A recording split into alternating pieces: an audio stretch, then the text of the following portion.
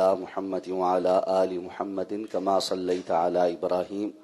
وعلى آل إبراهيم إنك حميد مجيد اللهم بارك على محمد وعلى آل محمد كما باركت على إبراهيم وعلى آل إبراهيم إنك حميد مجيد عن عائشة رضي الله تعالى عنها قالت سئل رسول الله صلى الله عليه وسلم في غزوة تبوك عن سترة المصلي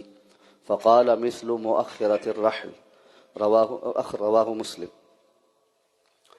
ام المؤمنین حضرت عائشہ صدیقہ رضی اللہ تعالی عنہ بیان فرماتی ہیں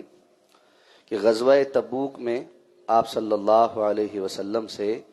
پوچھنے والے نے سوال کیا کہ نمازی اپنے سامنے جو سترہ رکھے وہ کتنا اونچا ہونا چاہیے، وہ کیسا ہونا چاہیے؟ تو آپ صلی اللہ علیہ وسلم نے ارشاد فرمایا کہ اونٹ کے کجاوے کے پچھلے حصے کی یعنی ٹیک لگانے کی جو جگہ ہے اتنا اونچا ہو۔ اس حدیث مبارکہ کو امام مسلم نے روایت کیا ہے۔ سترہ سے متعلق احکام و مسائل نماز کے احکام و مسائل کے ذیل میں ذکر ہو رہے ہیں۔ اس حدیث مبارکہ میں صحابہ کرام نے آپ سے سترہ کی طوالت یعنی وہ کتنا اونچا ہو اس کے متعلق سوال کیا۔ اس سوال سے یہ بات پتہ چلتی ہے کہ یہ بات تو ان کے ہاں معروف تھی کہ نماز میں سترہ آگے ہونا چاہیے، لیکن اب کتنی مقدار کی چیز کو سترہ تصور کریں گے، یعنی کم از کم اس کی مقدار کیا ہے؟ زیادہ سے زیادہ تو کوئی پلر ہے، کوئی دیوار ہے تو وہ زیادہ اونچی بھی ہے، لیکن کم از کم مقدار کتنی ہوگی؟ تو آپ صلی اللہ علیہ وسلم نے فرمایا کہ جو کجاوا اونٹ کے اوپر رکھا جاتا ہے، معروف تھا اس وقت جس طرح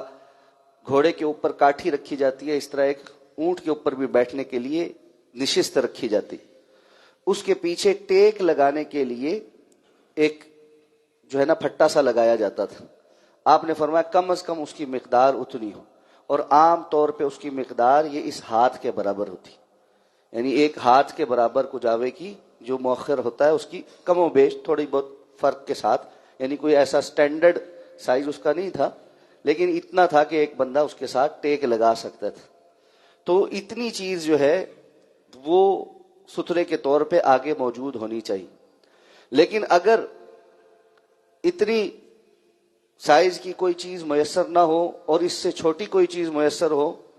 تو یقینی طور پر وہ بھی سامنے رکھ کر سترے کے طور پہ اس سے کام لیا جا سکتا ہے۔ ایک اور روایت میں آتا ہے کہ ایک دفعہ سفر میں رسول اللہ صلی اللہ علیہ وسلم کو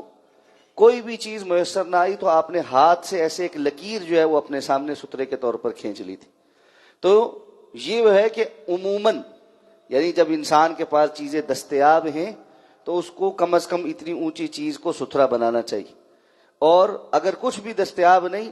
تو جو میسر آ سکے اس کا مطابق ستھرا بنانا چاہیے، خواہ اپنے سامان وغیرہ کو آگے رکھ کر وہ ستھرا بنا لے اور اس کے پیچھے نماز پڑھ لے۔ اس حدیث مبارکہ سے ایک اور بات بھی پتہ چلتی ہے، اور وہ یہ کہ صحابہ کرام رضوان اللہ تعالی علیہ مجمعین دین کے معاملات سیکھنے میں چھوٹے بڑے تمام قسم کے سوالات آپ صلی اللہ علیہ وسلم سے کرتے تھے۔ اب سترے کی مقدار کتنی ہو یہ ایک معمولی سوال ہے، کہ کوئی بہت بڑا دین کا مسئلہ اس کے اوپر نہیں پھنسا ہوا، لیکن صحابہ نے پوچھا اور آپ نے اس کا جواب دیا۔ فی زمانہ ایک اور جس کو ہم کہنا چاہیے فیشن ہی آ گیا ہے، اور وہ فیشن یہ ہے کہ آپ دین کے بنیادی یا جزئی مسئلے جب لوگوں کو سکھانے لگتے ہیں تو بڑی آسانی کے ساتھ یہ کامنٹ کر دیا جاتا ہے دنیا چاند پہ پہنچ گئی، امت کو اتنے مسئلے درپیش ہیں اور مولویوں کو طہارت اور سترے کے مسائل سے ہی فرصت نہیں۔ تو بھائی اللہ کے رسول صلی اللہ علیہ وسلم غزوہ تبوک میں ہیں، اور غزوہ تبوک معلوم ہے نا، یعنی جو مسلمانوں نے سنگین مشکل ترین غزوات لڑے ہیں ان میں سے ایک غزوہ ہے، اور ہیں بھی میدان کے جہاد کے میدان میں ہیں، کہیں گھروں میں آرام سے نہیں بیٹھے ہوئے کہ بڑے سکون کے ساتھ بیٹھے ہیں تو یہ مسئلے سوچ رہے ہیں، اور اس وقت میدان میں بھی دین کا یہ مسئلہ ایک صحابی نے پوچھا ہے، آپ صلی اللہ علیہ وسلم نے اس کو بتایا ہے۔ اس لیے دین ایک کامل چیز کا نام، اس میں چھوٹے مسائل بھی آئیں گے، بڑے مسائل بھی آئیں گے۔ یہ بات کہہ کر مسائل کی تنقیص کرنا یا ان کی اہمیت کو گھٹانے کی کوشش کرنا، جیسے کہ اعتراض کرنے والا تو سارا وقت ہر وقت جو اپنی پوری زندگی میں امت کے مسائل کے اوپر ہی کوشاں ہے، اور اس کا ایک ایک لمحہ جو ہے وہ امت کے لیے ہی صرف ہو رہا ہے۔ بیٹھ کر گھنٹوں فضول ویڈیوز دیکھتے رہیں گے اور نیٹ سرفنگ کرتے رہیں گے اور بیکار قسم کے کام کرتے رہیں گے، زندگی میں صفر ہیں، کچھ کرنے جوگے نہیں ہیں، اور آخری کام یہی ہوتا ہے کہ کسی دینی مسئلے کو سنتے ہوئے اس پہ کامنٹ کر دے کہ جی یہ تو کیا فضول قسم کے مسائل پہ پڑے ہوئے، ابھی تو جو ہے امت کو فلاں کی چیز ضرورت ہے، فلاں امت کو سارے دین کی ضرورت۔ جب جہاں جس چیز کا موقع ہو اس کے مطابق دین سیکھنا چاہیے۔ صحابہ اکرام ایسے ہی کرتے تھے اور اللہ کے رسول ایسے ہی سکھاتے تھے۔ اللہ تعالی ہمیں سمجھ کر عمل کرنے کی توفیق عطا فرمائے۔ سبحانک اللہم و بحمدک، نشہد ان لا الہ الا انت، نستغفرک و نتوب الیک۔